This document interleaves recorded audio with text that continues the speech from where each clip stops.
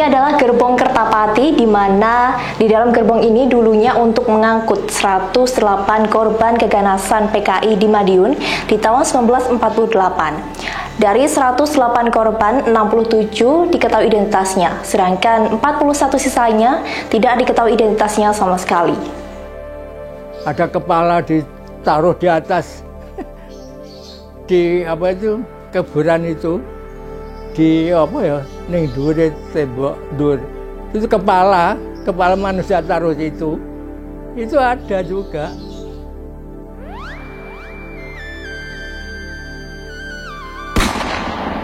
Pada hari Sabtu PON 18 September 1948 dini hari, terdengar suara tembakan di kota Madiun sebagai tanda dimulainya aksi kaum komunis mendirikan negara Soviet Indonesia.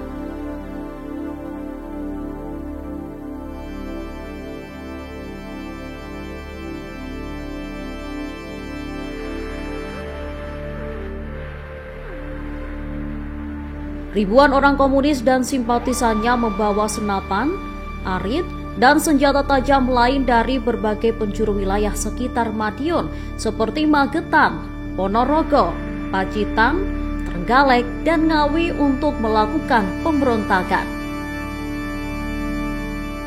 Salah satunya adalah Front Demokrat Rakyat atau FDR yang dibentuk mantan Perdana Menteri yang dijatuhkan Amir Syarifuddin. Adapun latar belakang terjadinya pemberontakan PKI Madiun 1948 menyusul jatuhnya Kabinet Amir Syarifuddin pada masa itu. Penyebab jatuhnya Kabinet Amir akibat kegagalannya pada perundingan Renville yang merugikan Indonesia. Untuk merebut kembali kedudukannya, 28 Juni 1948, Amir Syarifuddin membentuk Front Demokrasi Rakyat atau FDR.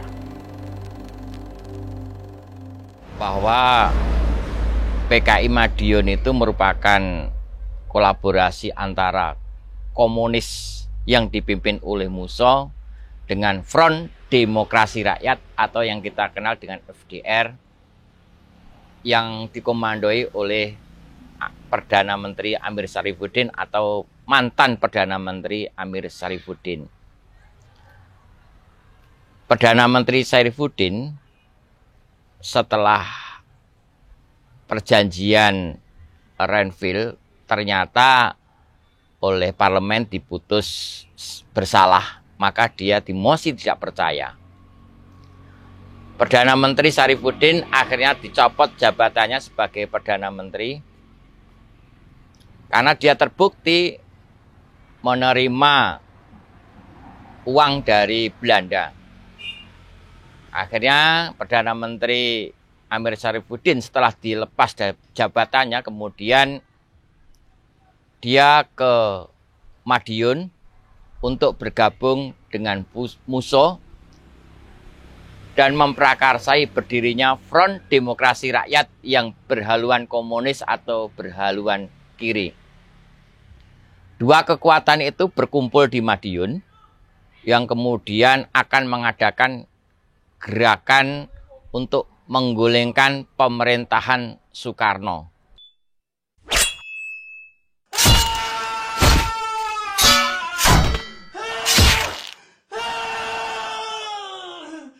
Aksi pemberontakan yang dilakukan FDR dan pasukan PKI di Madiun berlangsung mengerikan dengan diwarnai aksi penculikan dan pembunuhan. Tak hanya menculik elit birokrat, pamong praja, polisi, tentara, guru, tokoh organisasi yang dianggap berseberangan dengan PKI, mereka juga memburu para kiai dan ulama yang dianggap sebagai penghalang ideologi komunisme. Sing seangkatan jenengan saya itu seger. Ini. Di mana di jalan sini jalan semua itu pakai ireng itu. Mencari musuh yang diambil itu polisi, sipil, orang tua saya mau diambil sudah didaftar tapi alhamdulillah orang ngati diambil karena pamong praja ya. Pembunuhan itu sak penake Mas dulu. Jadi potong itu saya tahunya itu di apa gue Sungai Madiun itu loh. Itu saya tahu hanya tinggal satu dipotong itu aja. Tinggal itu, waduh aku. Ki kaya beleh. Oh, pitik aku. Ada kepala ditaruh di atas di apa itu kuburan itu. Di apa ya? Ning dhuwure tembok dhuwur. Itu kepala manusia taruh situ. Itu ada juga. Pernah dulu saya. Kan ngeri sekali lah zaman dulu lah. Ngeri ya. Ini kadang-kadang itu kalaupun jangan datang sini itu saya ingat dulu itu ngeri ya. Ingat lagi kadang-kadang itu.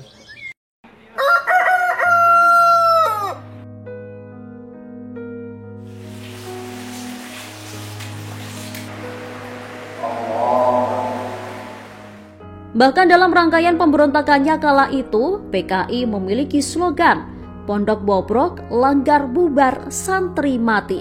Slogan menghancurkan pesantren bukan hanya gertakan semata. Pasukan PKI benar-benar melakukan teror penculikan hingga pembunuhan terhadap kaum santri. Mereka menyerbu berbagai tempat, terutama pondok pesantren yang dianggap sebagai musuh dari kelompok kiri atau kelompok komunis. Dengan semboyan mereka harus mencari orang-orang yang bukan merah untuk digantikan sebagai orang-orang yang merah. Itu adalah semboyan dari komunis di Madiun pada saat itu. Sejak awal memang FDR itu sudah mengincar pondok pesantren yang namanya Sabilil Mutakin atau pondok pesantren Takeran. Pesantren Takeran atau Pesantren Sabilil Mutakin atau PSM Magetan merupakan target utama pasukan PKI yang kala itu dipimpin oleh musuh. Pesantren Takeran yang saat itu merupakan pusat gerakan Islam dianggap PKI sebagai momok utama dalam penyebaran paham komunisme oleh musuh. Pimpinan pesantren Takeran, Kiai Imam Mursyid dan sejumlah tokoh-tokoh pondok lainnya menjadi incaran utama penculikan oleh pasukan musuh. Penculikan Kiai Mursyid dilakukan oleh mantan santrinya yang menjadi PKI, yakni Ilyas alias Sipit beserta anak buah musuh yang bernama Suhud. Keduanya berhasil menculik Kiai Mursyid setelah menjebak dengan ajakan untuk berunding tentang Republik Soviet Indonesia. Kiai Mursyid awalnya menolak ajakan berunding. Hal itu karena hilangnya kepercayaan dirinya terhadap Sipit yang tak lagi menjalankan ibadah sholat. Karena Sipit gagal meyakinkan sang kiai, Suhud maju dengan mengutip ayat Al-Quran yang berbunyi, "Sesungguhnya Allah tidak akan mengubah nasib suatu kaum, kecuali kaum itu mengubah nasibnya sendiri." Kiai Mursyid kala itu semakin terdesak, karena juga diancam jika melawan, maka pesantren Takeran bisa dibakar habis. Setelah berhasil menculik Kiai Mursyid yang merupakan pimpinan pondok, pasukan PKI juga berupaya melakukan penculikan terhadap kiai lainnya yang merupakan tokoh penting di pesantren Takeran. Target utama selain Kiai Mursyid ialah Kiai Muhammad Tarmuji. Namun, upaya penculikan gagal karena yang bersangkutan berada di luar kota. Tak mau pergi dengan tangan kosong, pasukan PKI lantas melakukan penangkapan dan bahkan pembantaian terhadap para pengasuh pondok. Dari guru-guru pesantren banyak yang dibunuh. Apa yang Islam itu dibunuh pesantren itu. Hampir habis dulu, Mas. Itu ceritanya pada ya omong-omong dari teman-teman itu. Oh, PKI itu harus ngentakne pesantren. Kiai Hamzah dan Kiai Nurun yang mengajar di pesantren Takeran juga ditangkap pasukan FDR. Mereka dibawa ke desa Batokan kemudian dibunuh dan dibuang di lubang Batokan. Kesadisan pembantaian yang dilakukan PKI di pesantren Takeran merenggut 14 nyawa, termasuk Kiai Mursyid. Bahkan hingga pemberontakan PKI di Madiun tahun 1948 berakhir, jasad Kiai Mursyid tak dapat ditemukan hingga sekarang. Tak ada yang tahu pasti di mana Kiai Mursyid dihabisi. Bahkan dalam data milik PKI, tidak ada identitas korban atas nama Kiai Mursyid. Selain membunuh kaum kiai, pasukan PKI juga menyasar bupati, patih, sekretaris kabupaten, jaksa, ketua pengadilan, kapolres, komandan kodim, dan aparat Kabupaten Magetan. Aksi penculikan serta penawanan para kiai, bupati, dan para birokrat dipusatkan di pabrik gula Rejosari, Goranggareng, Kecamatan Kawedanan, Kabupaten Magetan. Menangkap beberapa tokoh-tokoh agama, kemudian mereka dibawa ke tahanan Magetan. Setelah dibawa ke Magetan, kemudian pada tanggal 19 September 1948 beramai-ramai mereka membawa ke pabrik gula Rejosari yang kita kenal dengan nama Loji Rejosari.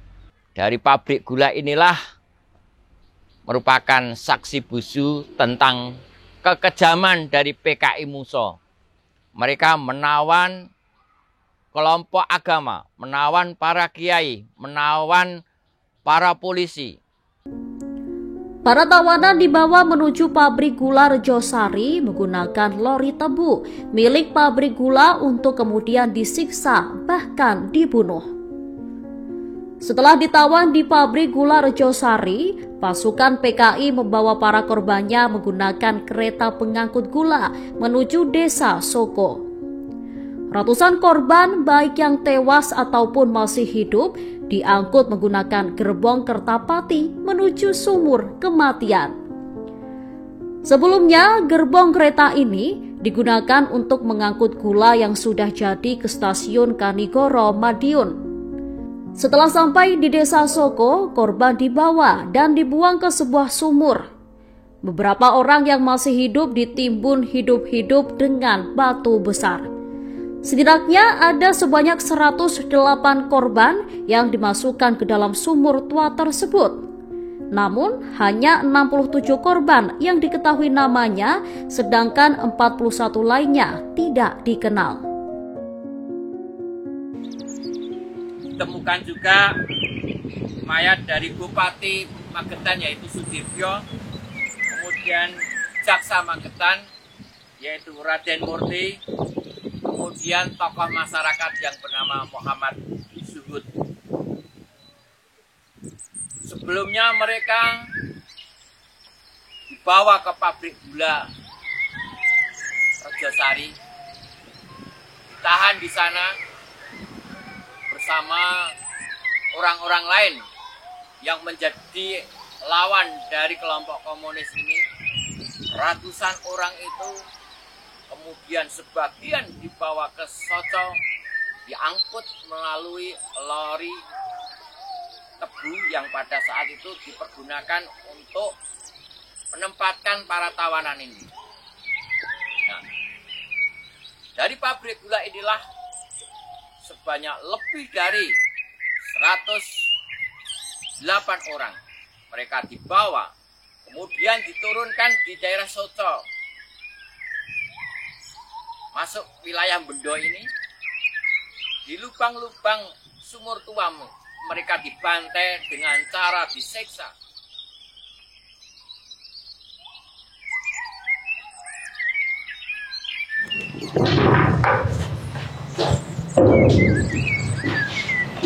Ini adalah gerbong Kertapati, di mana di dalam gerbong ini dulunya untuk mengangkut 108 korban keganasan PKI di Madiun di tahun 1948. Dari 108 korban, 67 diketahui identitasnya, sedangkan 41 sisanya tidak diketahui identitasnya sama sekali.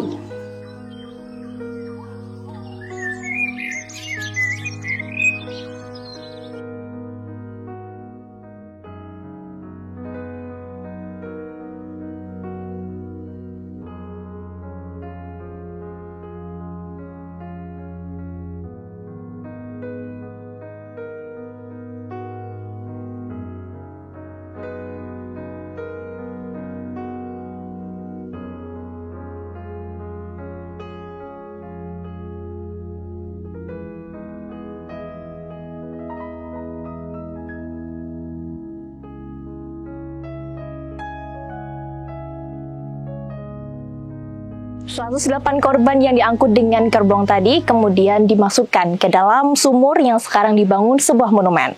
Dan inilah adalah daftar nama 67 korban yang diketahui dan 41 sisanya tidak diketahui.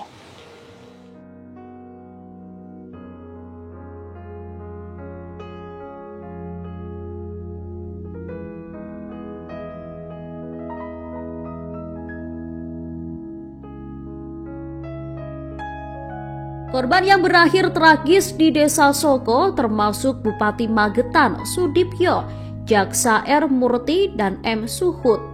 Tak hanya di Magetan, PKI juga berhasil mengambil kekuasaan di pusat kota Madiun setelah melakukan penjarahan dan penculikan terhadap sejumlah tokoh. Sama seperti di Magetan, dalam pemberontakan yang dipimpin Muso itu, mereka menculik para kiai, elit birokrat, pamong praja, polisi, tentara, guru, tokoh organisasi yang dianggap berseberangan dengan PKI. Suasana di Madiun sama mengerikannya seperti di Magetan. Pasukan PKI memburu dan menculik setiap orang yang merupakan pamong, aparat, maupun pejabat. Penculikan dan pembantaian terjadi di berbagai penjuru kota, bahkan mayat-mayat korban dibiarkan bergelimpangan di tempat mereka dibunuh. Peristiwa di Madiun kemudian sampai ke ibu kota Republik saat itu berada di Yogyakarta. Presiden Soekarno pun bertindak cepat dan tegas. Dalam pidatonya, Soekarno segenap rakyat harus menjatuhkan pilihan antara ikut pemerintahannya atau ikut Muso. Pilih satu di antara dua, ikut Muso dengan PKI-nya yang akan membawa bangkrutnya cita-cita Indonesia merdeka, atau ikut Soekarno-Hatta. Insya Allah dengan bantuan Tuhan akan bisa memimpin negara Republik Indonesia yang merdeka, tidak dijajah dengan negara manapun juga. Saya mendengar radio, Bung Karno mengatakan bahwa PKI adalah PKI yang mengkhianati negara. Dan pilihlah Soekarno-Hatta atau Muso di situ. Muso pun membalas Soekarno dengan pidato yang menyatakan bahwa rakyat daerah Madiun telah memegang kekuasaan negara dalam tangannya sendiri. Soekarno budak-budak Jepang dan Amerika. Muso selamanya menghamba pada kepentingan rakyat Indonesia. Hidup merdeka, menang perang, seru Muso. Namun pidato Muso kala itu hanyalah pengakuan sepihak dari kaum komunis, bukan suara yang mewakili rakyat Madiun. Pada faktanya, rakyat Madiun memilih untuk tetap mempercayai Soekarno sebagai presiden dan menolak berdirinya Republik Soviet Indonesia. Republik Soviet Indonesia yang dibuat Muso pun hanya seumur jagung.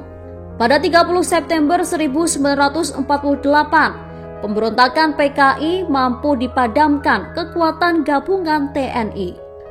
Kini untuk mengenang peristiwa berdarah pemberontakan PKI di Madiun, didirikan sebuah monumen di lokasi yang kabarnya merupakan tempat mengubur sejumlah korban pembantaian PKI. Lokasi di mana monumen Kresek berdiri dahulunya merupakan tempat eksekusi sejumlah tokoh masyarakat, ulama, polisi, dan tentara. Aksi kekejaman Muso bahkan digambarkan dalam sebuah patung besar yang berada di atas sebuah bukit. Patung tersebut menggambarkan Muso yang sedang mengayunkan pedangnya ke seorang lelaki tua yang merupakan seorang kiai. Sosok pria yang digambarkan hendak dibunuh Muso itu adalah representasi Kiai Husein, salah seorang ulama yang berpengaruh dan anggota DPRD Kabupaten Madiun saat itu.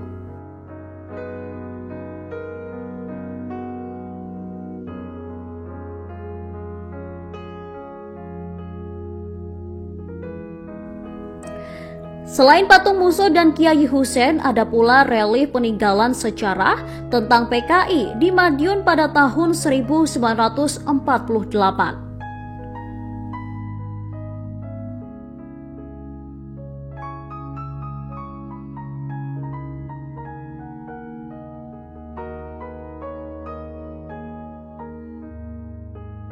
Momentum G30 SPKI merupakan peristiwa bersejarah di Indonesia yang identik dengan meninggalnya para jenderal di Jakarta di tahun 1965.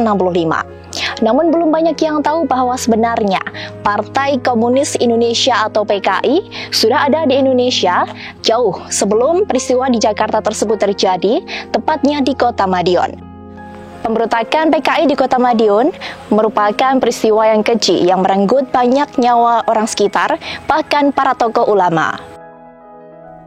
Di Monumen Kresek juga terdapat prasasti batu yang berisi nama-nama prajurit TNI dan tokoh di Madiun yang gugur dalam pertempuran melawan PKI di Desa Kresek. 17 nama tersebut bukanlah total korban kekejaman PKI di Madiun. Setidaknya korban pembantaian PKI pada tahun 1948 mencapai 1.920 orang. Selain monumen nama 17 korban, juga terdapat monumen yang berupa gambaran tumpukan mayat yang dikubur dan ditimbun menjadi satu di tempat monumen dibangun.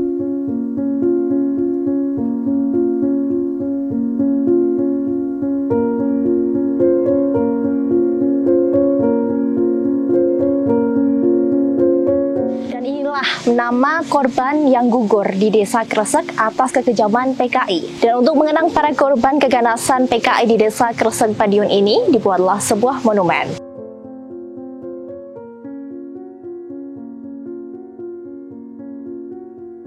Kemudian di Magetan, sumur tua di Desa Soko yang merupakan saksi bisu peristiwa 1948 kini telah dibangun menjadi monumen tetengger bekas tempat pembuangan 108 korban.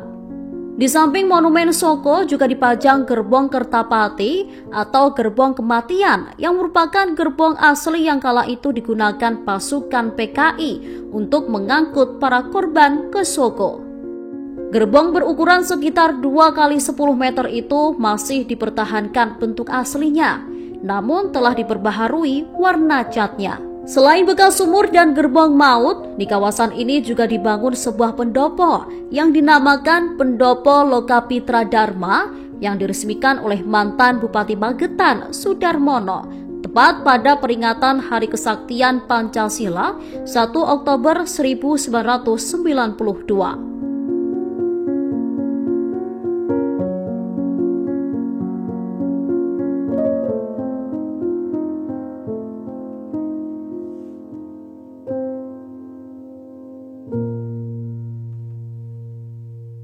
Terima kasih sudah nonton.